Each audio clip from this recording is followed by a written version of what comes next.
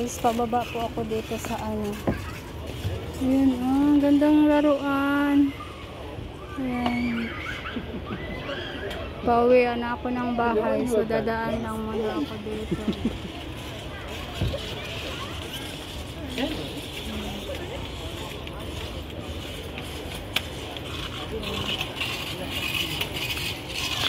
Mag-isa na namang uuwi kasi mag-isang pumunta dito. Pwede ko naman sa tawagin yung amo ko na ano, magpasundo ako dito. Pero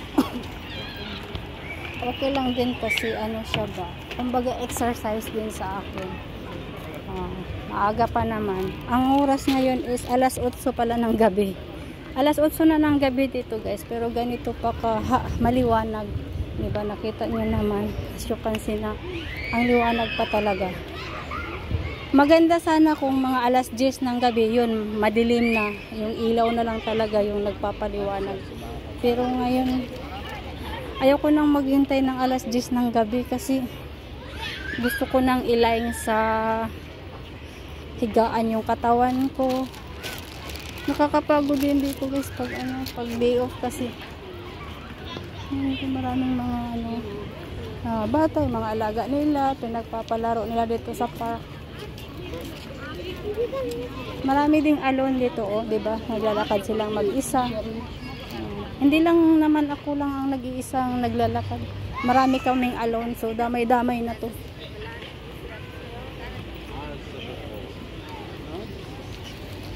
Ito, maganda talaga dito pasyalan.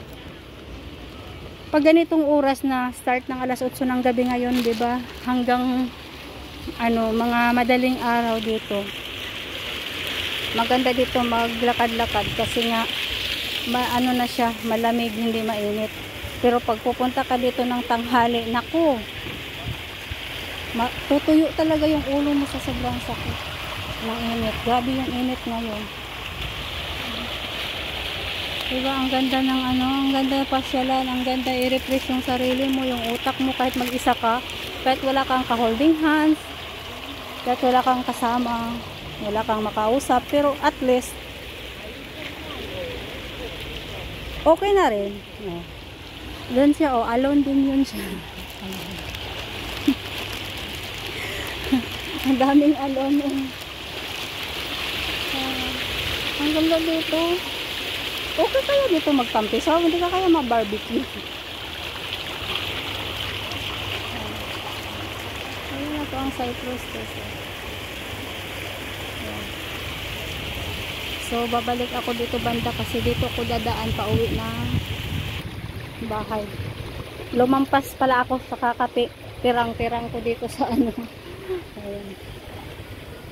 So, dito lang po yung bahay na papunta yung bahay ko.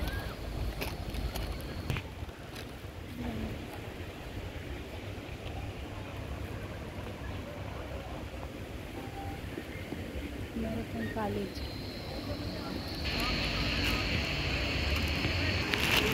Ayan. Patawid ako dyan. Dyan lang naman. Pag makatawid na ako, malapit na lang. Dyan.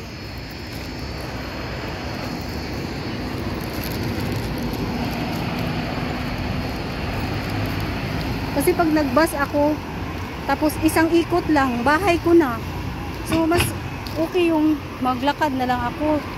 Diba? Sayang pa yung 2 euro.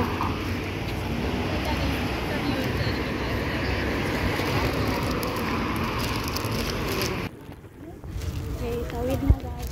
Tatawid na. Okay.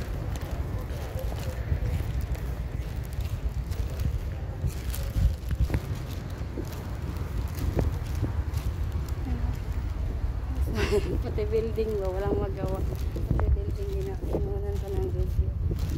So dito lang. Malapit na ako. Maganda din gawin nila. Sell daw. Tingnan natin yung sell nila. Sell pa yan, Diyos ko. Ito yung dinadaanan ko dito banda guys. Kasi malapit lang sa flat namin. Malapit lang sa building namin. Palagi silang nagsisell pero mahal pa rin yun. 200 euro. Something 15,000. Tama ba? 15? 7:14. Parang papunta na rin sa maraming nagdi-date dyan. Ay naku, natagpuan ko na talaga yung daan sa mga walang jowa. Diba? Maliwanag pa sa buwan yung daan sa mga walang jowa. Diyos ko.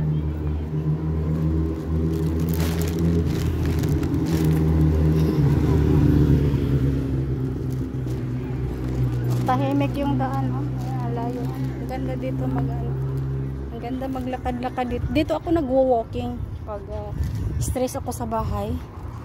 Dito ako nagwo-walking for 1 hour. Then balik sa bahay. Mag-emote na naman. Diyos ko, walang ibang maganda kasi dito magwo-walking kasi hindi siya masyadong patawid ako. Hindi siya maraming sasakyan.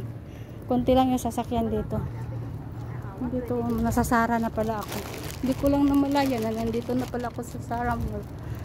Then after ng Sara na yan, bahay ko na.